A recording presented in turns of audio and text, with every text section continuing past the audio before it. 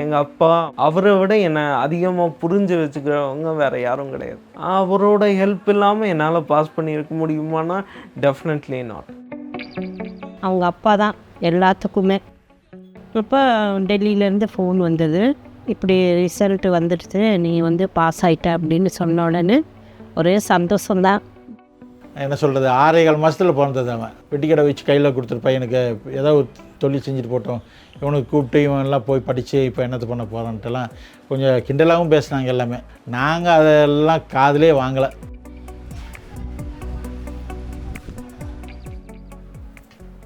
அப்துல்லாவால் யாருடைய துணையுமின்றி சிறிது தூரம் கூட நடக்க முடியாது. ஆனால் இன்று அவரின் சக்கர நாற்காலி மக்கள் சேவைக்காக ஓய்வின்றி சுழல காத்திருக்கிறது. தனது அப்பாவின் உதவியுடன் கடந்த ஆண்டு நடந்த சிவில் சர்வீஸ் தேர்வை எதிர்கொண்ட அப்துல்லா அஃப்ரீத் தன் முதல் முயற்சியிலேயே இந்திய அளவில் 942வது இடத்தையும், மாற்றுத்திறனாளிகள் பிரிவில் இந்திய அளவில் 2வது இடத்தையும் பிடித்து சாதனை படைத்திருக்கிறார். தமிழ் வழியில் தேர்வை எதிர்கொண்டு வென்றிருக்கும் இவர் இன்று பலருக்கும் ஒரு முன்னுதாரணமாக மாறியிருக்கிறார்.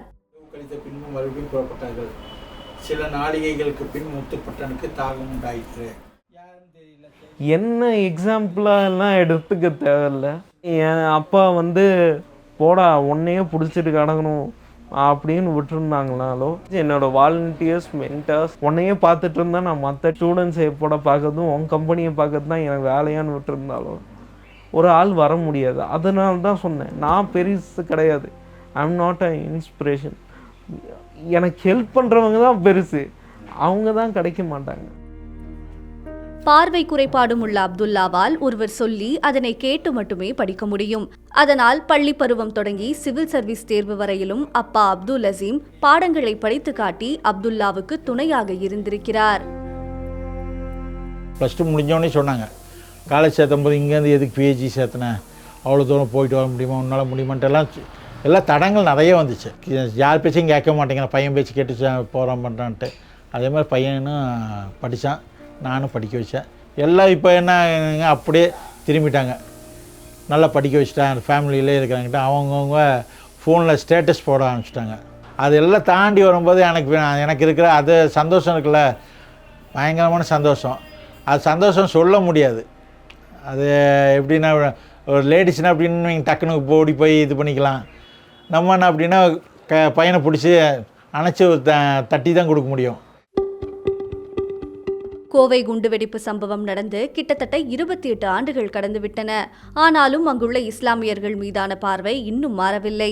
இப்படி தொடர் புறக்கணிப்புகளால் அடிப்படை வசதி கூட கிடைக்காமல் இஸ்லாமிய சமூகம் அங்கு பின்தங்கியிருக்கும் நிலையில் அப்துல்லாவின் இந்த வெற்றி தங்களின் அடையாளத்தை மாற்றும் என அசீம் நம்பிக்கையுடன் காத்திருக்கிறார்.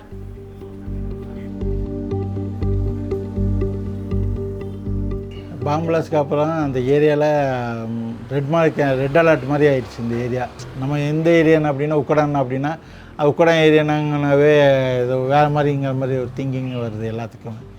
அந்த இடத்துல இருந்து நம்ம சமுதாயத்துலேருந்து நம்ம ஒரு பையன் பாஸ் பண்ணி வந்தது இப்போ இந்த ஏரியாவில் இருக்கிறவங்களும் நிறைய பேர் இது சந்தோஷப்பட்டு அந்தளவுக்கு மாற்றிட்டு. அப்படி அவங்க அப்பா தான் எல்லாத்துக்குமே.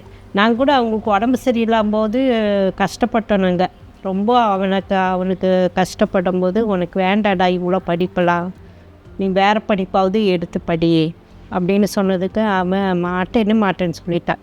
நான் படித்தா இதுக்கு தான் படிப்பேன், வேறு எதுக்குமே நான் படிக்க மாட்டேன்னு சொல்லி அவங்க அப்பாவும் சரி உன் இஷ்டப்படியே என்ன சரியோ செய்ய, உனக்கு வேணால் துணையை நான் இருக்கிறேன் அப்படின்னு சொல்லி தான் படிக்க வச்சது.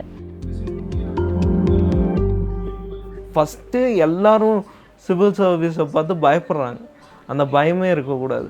அதுவும் ஒரு எக்ஸாம். ப்ரிலிம்ஸை பொறுத்த வரைக்கும் 30 வருஷத்தோட கொஸ்டின்ஸ் வரும். அதை ஃபுல்லாக படித்து வச்சுக்கிறது நல்ல. ஸ்டார்டிங்லேருந்து சொல்கிறேன், 1 வருஷத்துக்கு. அதே மாதிரி நோட் மேக்கிங்க்கு ஜாஸ்தியான டைம்ஸை செலவு பண்ணிவிட்டு நம்மளோட அந்த ஸ்டடீஸு அந்த ரிவிஷனில் டைமை விட்டுறக்கூடாது. இப்போ நான் யூபிஎஸ்சி கிளியர் பண்ணிட்டேன், சிவில் சர்வீஸ் கிளியர் பண்ணிட்டேங்கும்போது ஒன்ஸ் நான் ட்ரைனிங் போயிட்டேன்னா எனக்கு ஒரு பேசிக் பே கிடைக்கும்.